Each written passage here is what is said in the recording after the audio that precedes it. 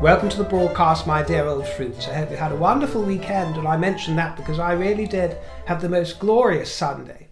Here in London, the weather was absolutely burgeoning with spring-like confections. In fact, it was like midsummer for some of the day. It's back to being rather overcast at the moment, but it was such a glorious Sunday, and I spent most of it with Miss Fairfax. And I surprised her. I said, I've got something to show you, Miss Fairfax. And I think she thought it was going to be something rather special.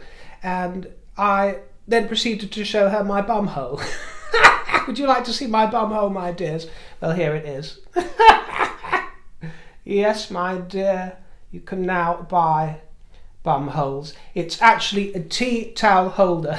That's a tea towel holder that somebody got me for a little housewarming gift last month. And I'm not quite sure what to do with it, apart from hang tea towels from it, of course, but I thought it was rather good fun, shall we say, if a little vulgar. I did think about adorning my tiara with it today and having it as the central stone, so to speak.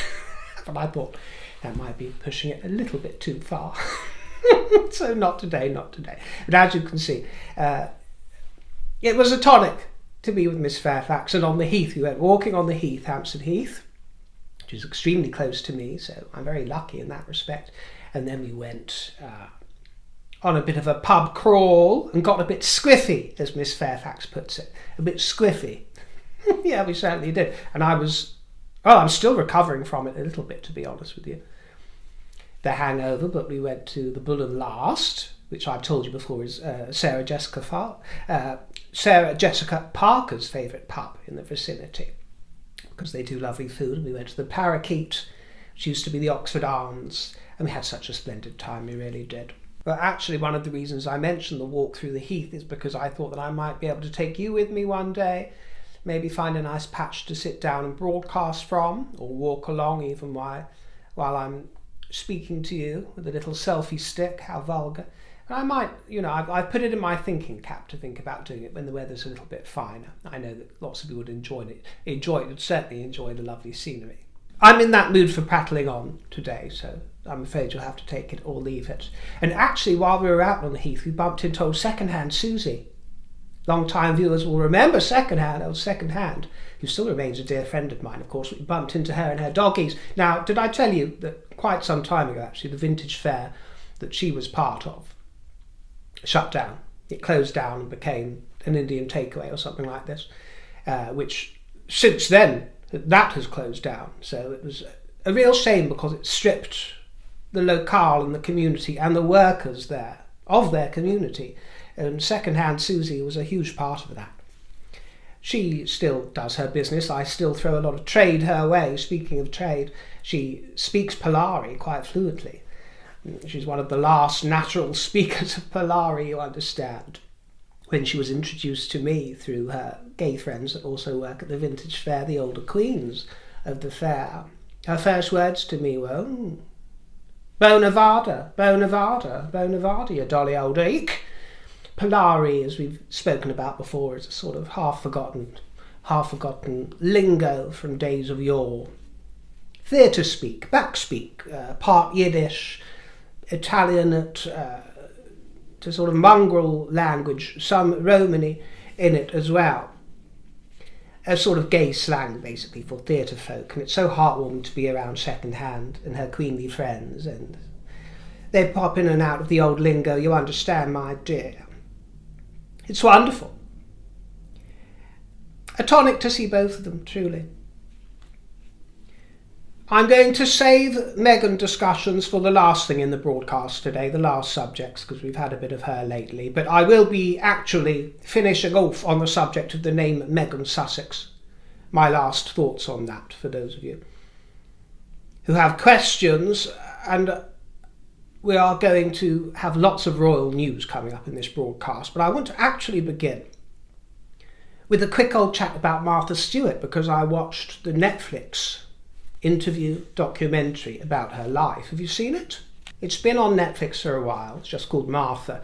Now, for those of you abroad, especially in the States, you have to understand Martha Stewart is not a household name by any stretch of the imagination. I plenty of people have heard of the gal, of course, especially the older generations, but she is not known She never took off here in the kingdom. I don't even know if she ever tried. Of course, she's hugely successful elsewhere.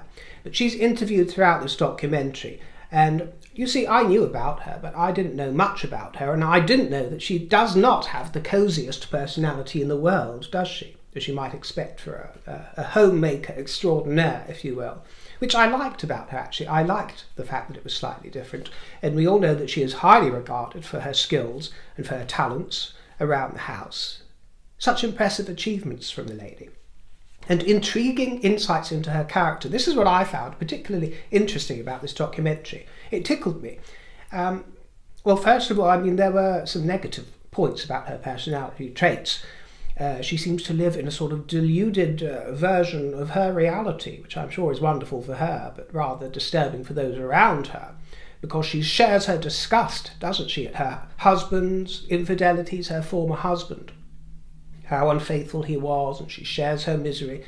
But by the same token, did you notice she totally dismisses her own infidelities, including a kiss, I think a passionate kiss, or an encounter, or maybe more than a kiss, with some bloke at a chapel in Italy when she was on her honeymoon, 5 weeks into her honeymoon. She was basically snogging and pashing on with some young Italian stud, one assumes, but she dismisses that. Oh, that doesn't count, she says. That was just the romance. That wasn't even a sexual thing. It was just swept up in romance of her romantic honeymoon while her brand new husband was back home at the hotel.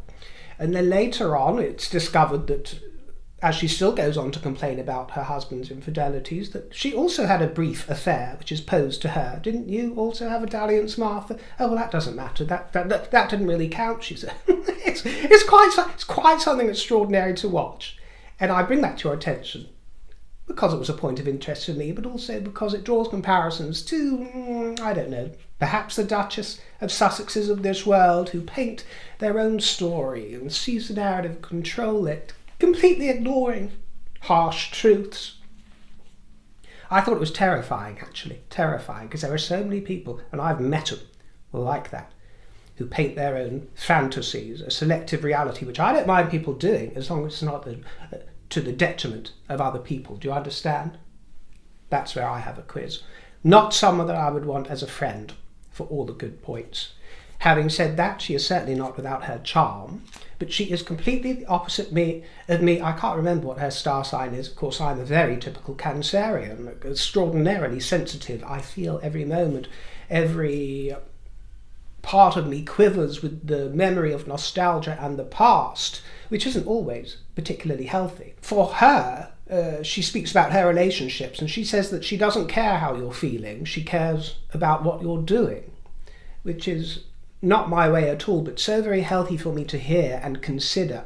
And, you know, I don't aspire to be her or anything like her, but it's healthy and it's useful for me to consider her very different approach to life and the processing of emotions, processed in such a different way to me.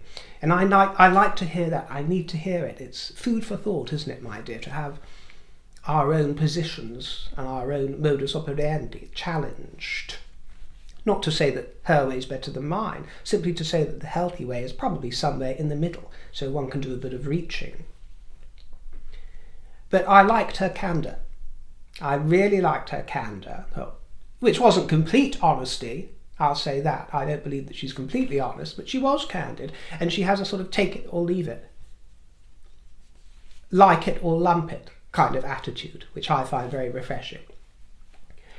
So, of course, you could see that everything was a template for Meghan's so-called talents and skills that she's showing us now. Even the iced flowers that have been tried and tested by many before Meghan. Well, I can't envisage the Duchess building up quite the same empire as a Martha Stewart. But more on that later. And I also wanted to mention that I was feeling so full of spring after Sunday and a little bit hungover on the Monday, that I wanted to zhuzh up the painting behind me, the river one, because I was finding it too gloomy. I've become very attracted to the painting actually over the months, but with string burgeoning it does look a little bit gloomy and dark, doesn't it? And I took some oil paints to it. I decided to give it a makeover, Very arrogant of me, isn't it? But I just wanted to do it. And I thought it would be a little project, and I began painting, and I began zhuzhing it up. And at some twists and turns, I thought it was going okay, and then I thought it was going to turn into an absolute disaster. And then I reached a panic, and I suddenly thought that it was far too naughty of me, and that I shouldn't be doing such a thing.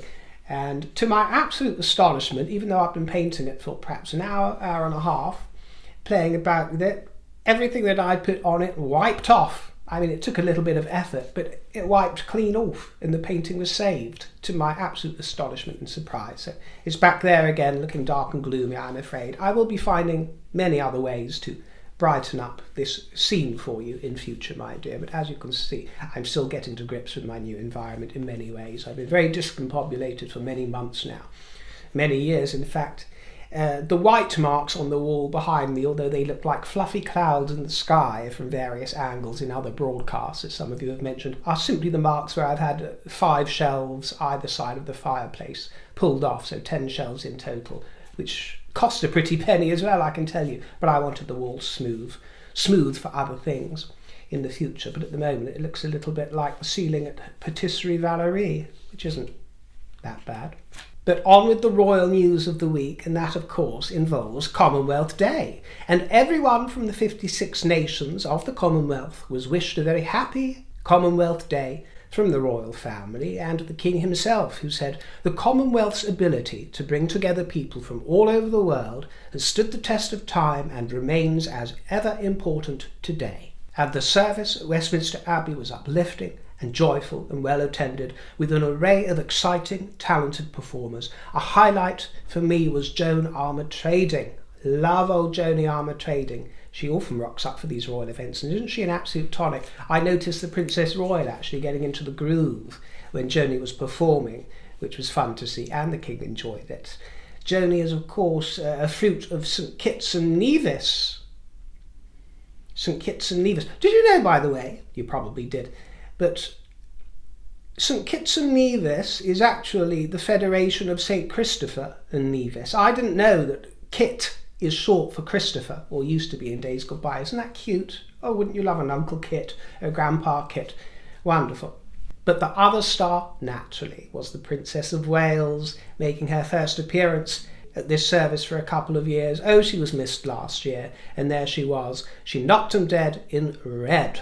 She was wearing Catherine Walker, the bow tie coat dress, and a Gina Foster hat. And I'll just throw in a picture here from over 10 years ago where she wore it before. She was wearing Diana's Collingwood pearl and diamond earrings and the late Elizabeth's Japanese pearl choker. And there was a great deal of affection with close and extended members of the family that you can see here, including the Gloucesters, who are always modelling their chic, unassuming and elegant style. The Queen wore Fiona Clare. The King was in his pink owl and pussycat tie by Hermes. I wonder which one is the owl and which is the pussycat. The mind boggles. And there's old Ginger Spice, no doubt trotting around attempting her best received pronunciation and failing spectacularly. Love her to bits, our Ginge. But has taken to speaking as if she is in mid-tutelage by Professor Higgins, with a bunch of marbles in her mouth. "We know you're from Watford, lovey." The King's Baton Relay was launched for the very first time by His Majesty, officially starting the countdown towards the Glasgow 2026 Commonwealth Games. And the King handed the baton to the first baton bearer, and it will pass through 74 nations on its journey. And then it was on to a glittering and glamorous evening at Marlborough House in Westminster, hosted by Pat Scotland. This party saw the Queen saving a gemmy surprise for us all and showcasing it to us. It was the Romanov Sapphire. Wonderful, wonderful. This originally belonged to Empress Marie of Russia, who was actually the sister of the young lady shown in the statuette behind me, Queen Alexandra. Yes, her sissy used to wear the thing, and it was later acquired by Queen Mary. The large faceted sapphire is adorned with intricate gold filigree work and a halo of chunky diamond brilliance. And the Fabergé earrings, which I will show you here in February, because you got a better view of them through her hair, are a somewhat new addition to the Queen's chest of treasures. From the imperial collection, the diamonds are set in white gold and sapphire cabochon tassels.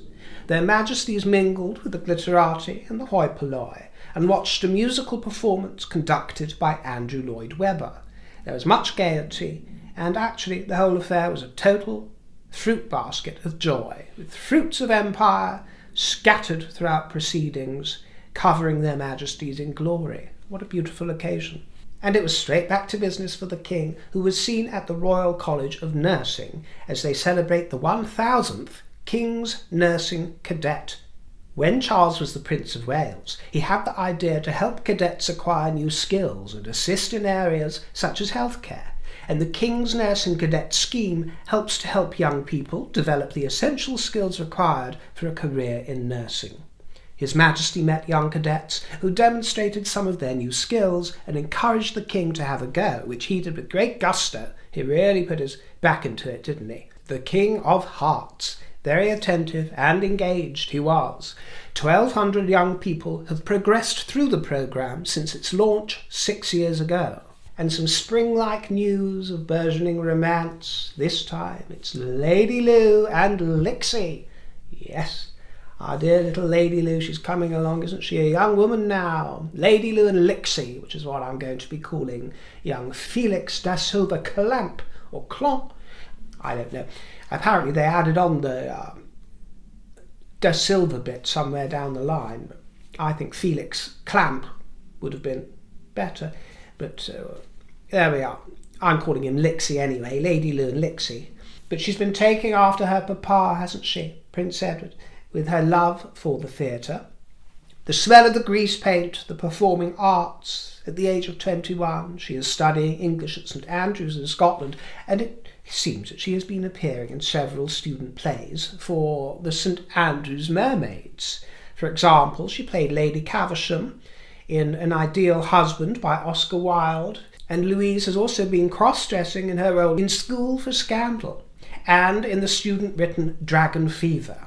Critics said that she gave a consistent performance throughout and that she displayed impressive physicality and gave a compelling performance. And as for her beau, Felix da Silva Clamp, he has been praised for a standout performance with stage presence. Good old Lixy. And well, as you might remember, Prince Edward was unutterably beautiful as a youth, wasn't he? There were a few years when the sun was shining over that boy as he blossomed. And he was part of the Light Entertainment Society at Cambridge around that time and went off to work in the theatre, didn't he? And then in production with some highs and lows, one low being It's a Royal Knockout.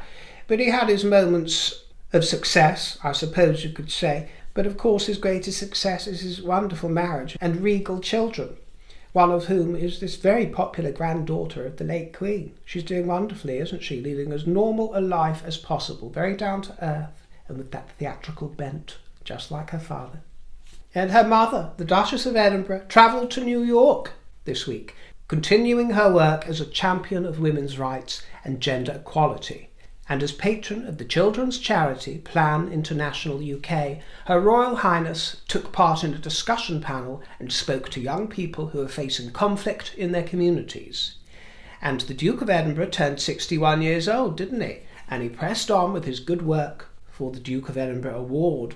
Earlier this month, he met with young people across Peterborough, and the Director of UK Operations said that the visit showed the true power of the Duke of Edinburgh Award scheme. He said, "The young people the Duke has met today are a shining example of the life-changing impact the award can have on participants' skills, resilience and self-belief, and the amazing difference they make in their own communities. Bravo, Edward." Well, that's all the pleasant stuff out of the way, so if you wish to move on with the rest of your day without any of this nasty Meghan business, then you are welcome to do so right now, because the rest of the show will be revolving around Meghan. And with regards to With Love Meghan, reports are suggesting that Netflix have been worried by the grim reviews of With Love. Well, I suppose you could say if they're getting views, then it doesn't really matter. Engagement's engagement. Well, it scraped into the top 10s of the UK and the US, for example. Then it scraped itself back out again extremely quickly, already from what I hear tell. Vanished into the ether. A little bit of interest and then gone. Which is one of the reasons that they released all of the episodes together. I know that it's not unusual for them to do that, but of course it stops people losing interest 8 weeks down the line. Do you understand? Or 6 weeks down the line, if they were to be released as archetypes were, where nobody was watching apart from a few haters for the last few episodes, and even they gave up. The new season that's been announced does not mean the contract has been renewed. Reports are saying, well, I told you that a few days ago. Netflix do have skin in the game because they are the partner of the As Ever brand, as Meghan has been delighted to tell us. But a source told the Mail, Netflix bosses are worried now because they have invested a lot into the product line. Well, I'm going to share a little bit of a whisper with you, and for legal reasons, and I'm going to tread very, very carefully here to protect the source and also to protect myself legally. So I will say that what I'm about to share is likely no more than a rumour. No reason to think that it might be true whatsoever, but what's suggested to me is that the series was split and delayed due to the calamity of the brand name change behind the scenes. That's the first thing. This is an extreme annoyance to Netflix, and it's put a lot of the organisation behind the scenes for the emergence of the product into doubt and into jeopardy, and everything up in the air. So you can imagine what a nightmare that's been for everything, for the product design, to the marketing, to the final proposed release of the product. That's been an absolute nightmare. But the main whisper was that Netflix were unhappy at the prospects of an inadequate return on their investment, because they were happy with the Liz Garber's vehicle, Harry and Meghan, when that originally came out. They were very happy with that. But they've been disappointed with everything else since, because everything else has flopped, hasn't it?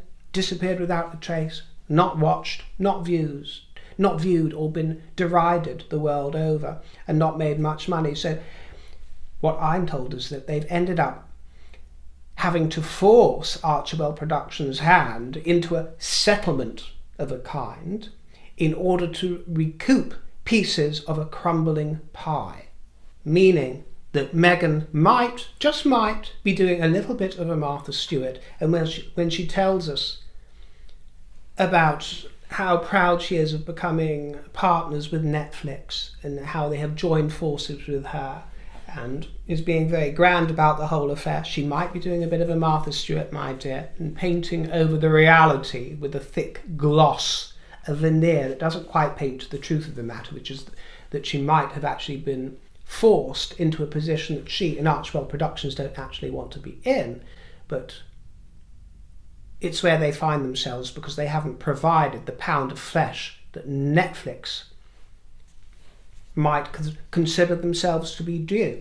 Now, again, I'm going to choose my words very carefully here, although I have been saying this for a very long time now, but I am still told by those very much in the know that there will be a book.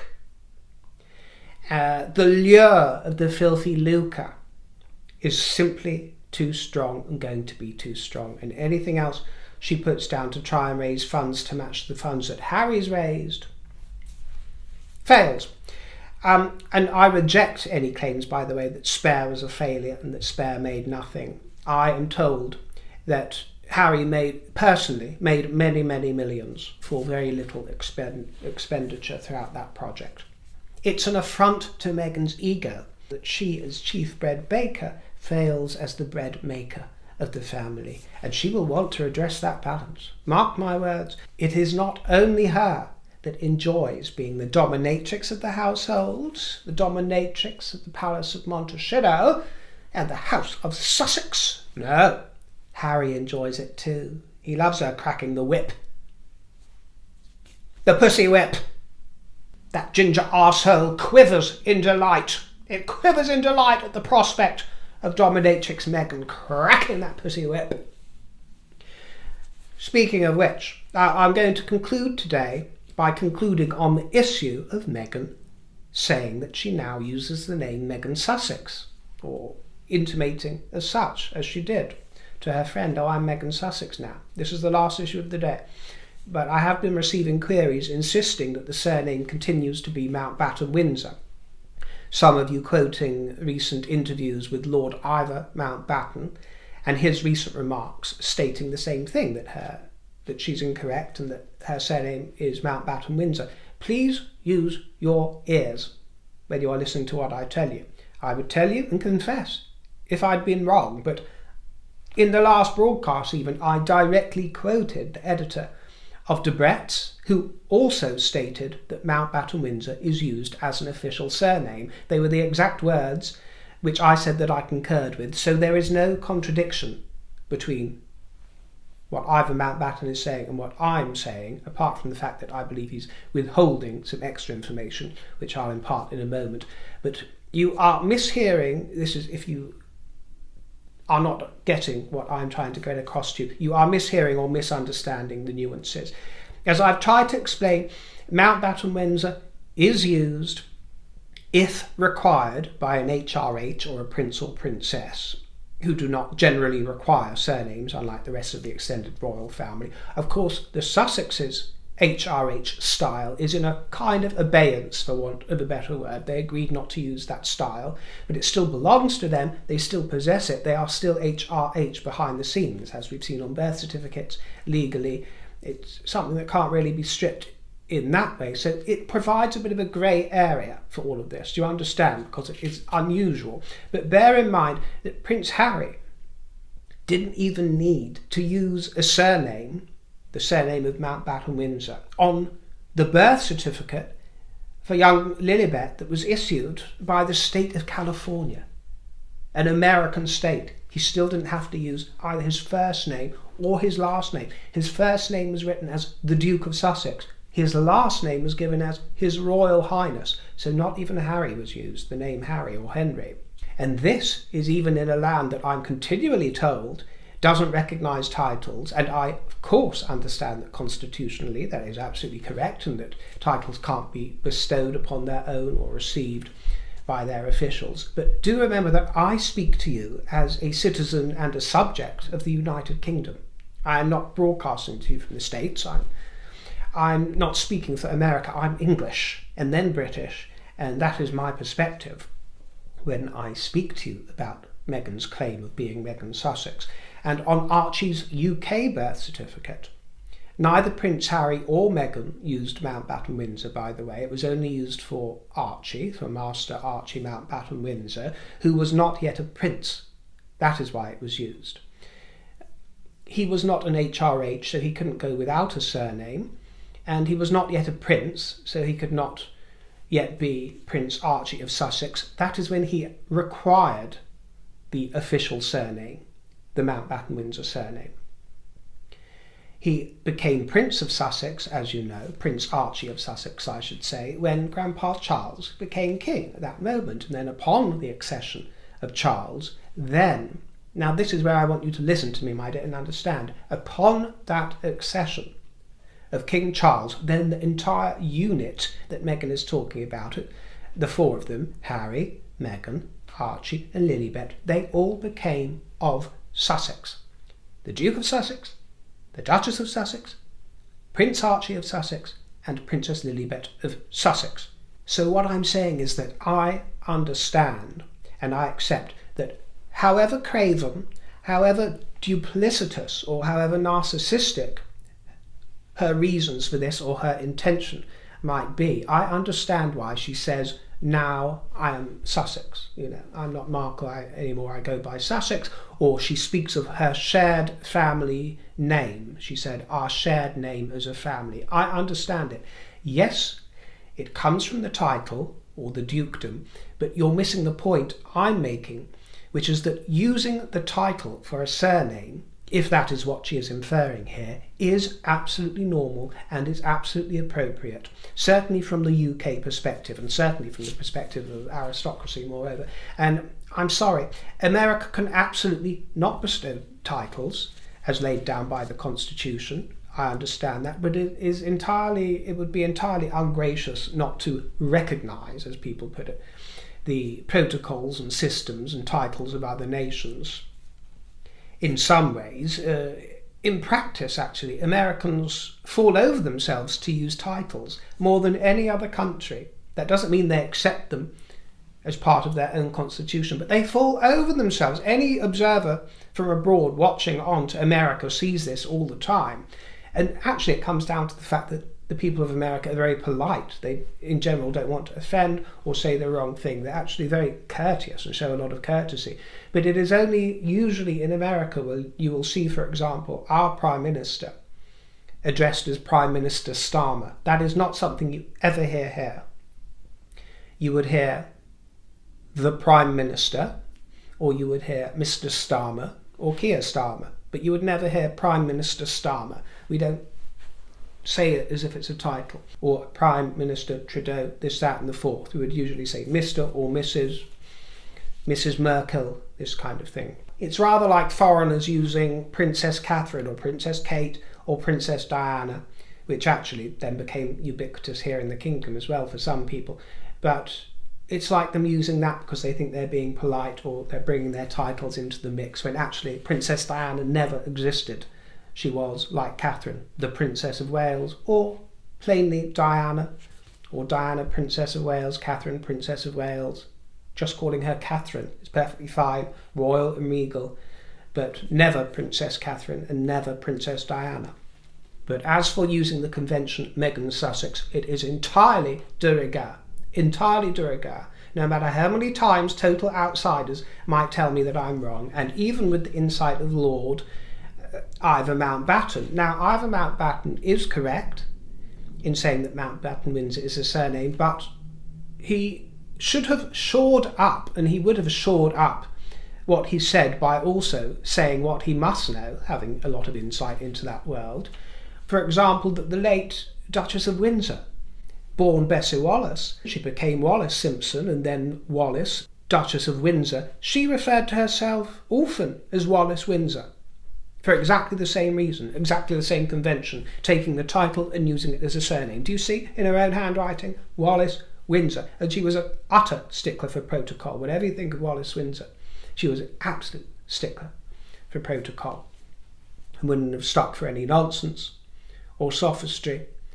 She uses it just as Meghan might opt to use Meghan Sussex in exactly the same format. Just as Emma Manners, for example. Her surname is Manners. Emma Manners is Duchess of Rutland. Well, she often uses Emma Rutland, as you can see in her own handwriting. And even the very, very late Violet Manners, Duchess of Rutland, was Violet Rutland. And this is going back in the 1800s.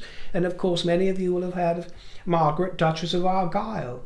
Margaret Argyll. Do you see the connection? Miles Fitzalan Howard, one of several Duke of Norfolks who don't use their surname, and Miles didn't always use Howard, but Miles Norfolk, plumping for the dukedom as the surname.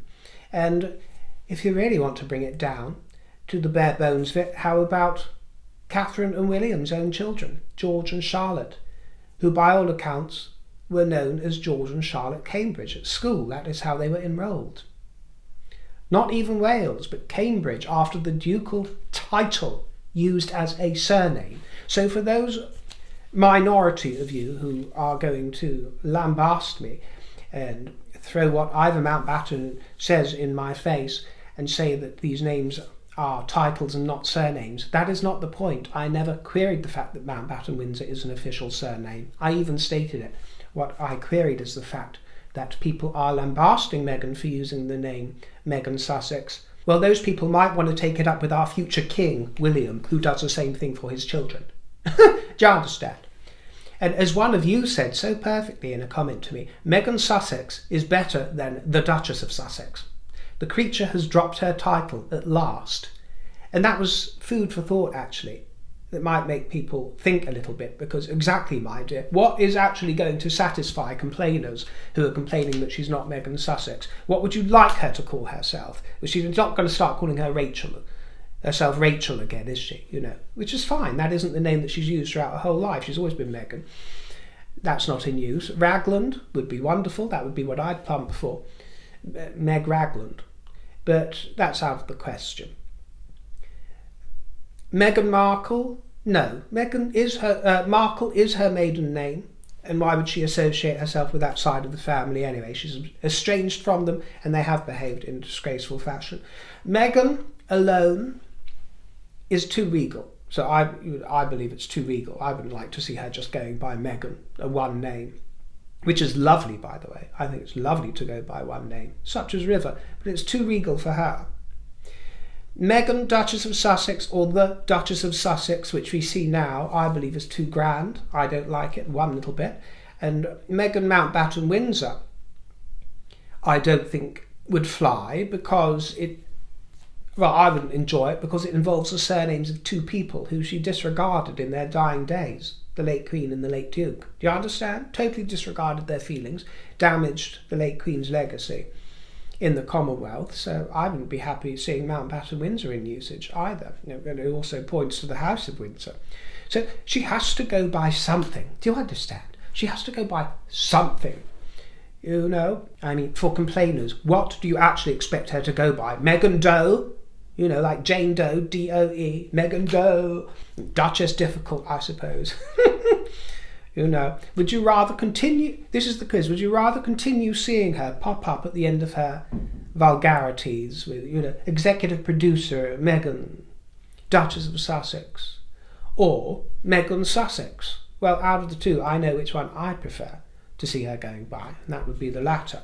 The best of a bad bunch is what I'm saying, in my opinion. She may be inhumane at times, but she is still a human, and she is entitled to a name.